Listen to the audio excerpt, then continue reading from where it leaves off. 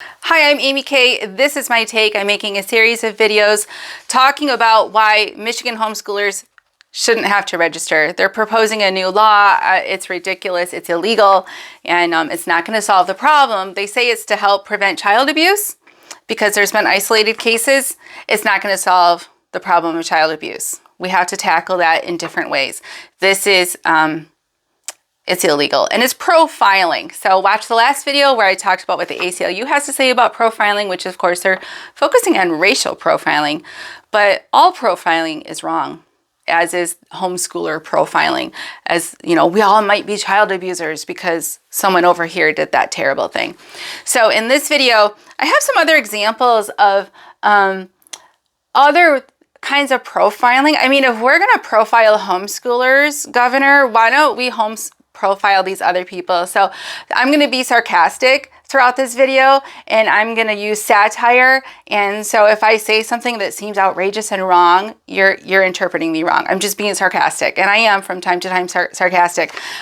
So you know, if we're going to profile homeschoolers to prevent these isolated cases of child abuse, how come there's no registry for alcoholics? Because alcoholism is a risk factor for child abuse. I'll show you resources, links in the next video, that alcoholism from a parent or caregiver increases the risk that a child will be abused in the home.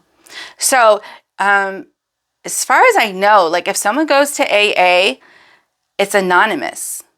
They don't have to sign a registry. They don't go on a registry because their children might be at risk.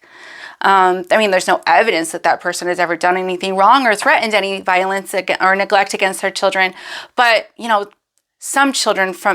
lot of children from alcoholics are abused. So maybe from now on, Governor Whitmer, when someone goes to AA, it's not really AA anymore. It's just alcoholic registry. We'll call it AR. They get on a registry, and then twice a year, they can go and have their kids interviewed by a psychologist to make sure the alcoholic parent isn't abusing them. And of course, that satire, it's ridiculous. No one's going to do that. It would be so wrong and unfair. Now, would it prevent all child abuse by alcoholics? It might. It might greatly reduce the number of children who are abused, you know, if psychologists check on them a lot. But do the ends justify the means? Of course not. Of course, that would be so wrong. But if we don't do that to alcoholics who have a much higher risk of child abuse, why are we even proposing doing it to homeschoolers? So here's another example. Familial mental illness. So mental illness sometimes runs in families depending on what it is. That's the word familial. Not necessarily hereditary, but familial. Even depression, you can go look up the stats. Even a parent or a caregiver with depression, the children have a higher risk of being abused in the home. So if someone goes and gets some Zoloft or Prozac, do they go on a registry? Do they have to then register and then a psychologist is going to interview their children? I don't think so. And I know this sounds ridiculous. Like, well, that would be so wrong. Exactly. Making homeschoolers register because there's been isolated cases is also wrong. Poverty. There's a lot of data out there that shows that children who live in a family with poverty are more likely to be abused. And are we making poor people get on a registry and then their children have to go get interviewed by a psychologist twice a year? No, nor should we do any of these things that I'm throwing out there. These are not actual ideas. You know, for all I know, there's some Democrat out there who's going, oh, she's got a good idea. We should make all these people register. Don't do it. That is not what I'm saying. But it would. Now, some of you might say, well, people who are poor are in the system, like they're on welfare, and so people are watching their children. No, they're not, nor should they. Now, I know people on welfare are sometimes offered parenting classes and stuff. All right, but nobody better be talking to their children and asking them, is mommy mean to you? Because, you know, mommy's poor. And some other poor mommies are really mean to their children. So are you sure your mommy didn't hit you? I mean, it would be so wrong. That would be discrimination. Profiling is discrimination. You can't profile against alcoholics, people who are depressed. You can also, people who are in poverty. What about, and here's one that might make you think, it might get your wheels turning. What about someone in your family was a sex offender? So studies show that if you're, Go and look it up in case I'm quoting wrong. But if your father or your brother is a sex offender or a rapist, you're more likely to be a rapist too. Does that mean then if you're even maybe a product of rape, maybe your birth father, your DNA father raped your mom, and so now you have that in your family line, does that mean that you're going to be a rapist? Does that mean that you need to be on some sort of registry? Does that mean now the sex offender registry is only for those who have committed the acts? I know, but there maybe satire, maybe there should be another registry of people who might commit sex offender acts. Good idea. No, it's a terrible idea. So we don't allow those things. Why is homeschooling profiling allowed? It's from the NIH. Having a father or brother convicted of sexual offense increases the odds by 4 to 5 times. Maybe a lot of sexual perpetrators could be nabbed before they do it. Like, let's put them on a registry and watch them closer.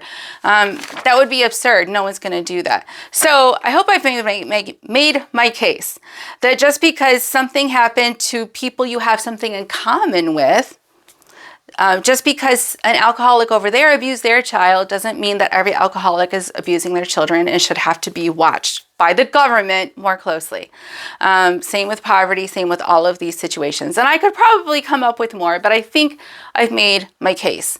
This whole thing about registering homeschoolers, putting them on a list is not right.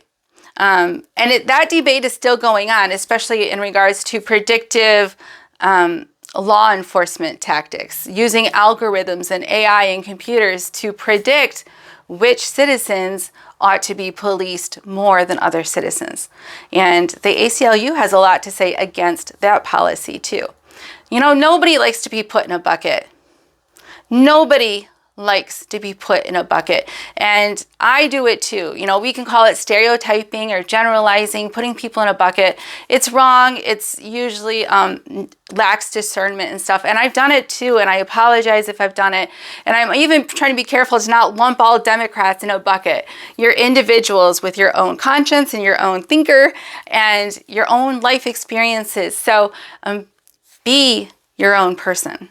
And listen to what I'm saying, listen to what others in the homeschool community in Michigan are saying, and really consider if this is something that you want to go down in history for. Because these other policies, like especially in the last video, at the time, they were hailed by most as wonderful. This is going to keep us safe. We're going to profile all these people. We're going to get them on registries, and we're going to pat them down at the airports. We're going to screen them harder, just in case. Because one person that they have something in common with, or a group of people, that did something terrible over there.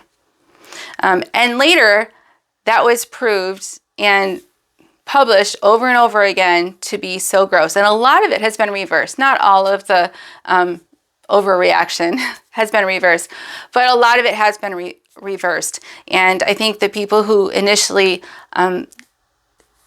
embraced all of that and made that law are probably embarrassed that they profiled people based on these things, based on that. So, you know, for you Democrats who have a conscience and you're on the fence, do you really want to go down in history as the person who profiled a perfectly nice group of people?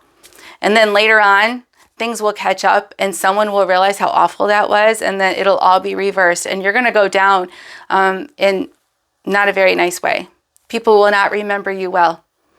Right now, they're all hailing you. You're going to keep the children safe. Later on, it'll be realized to be counterproductive.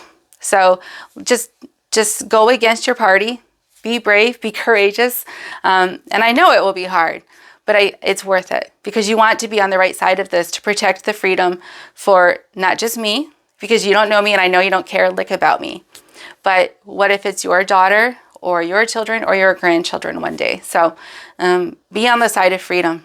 And then work with the actual instances where people are suspecting abuse or struggling, just like the ACLU recommended in how they wanted things to be handled. So, all right, I'll see you in the next video.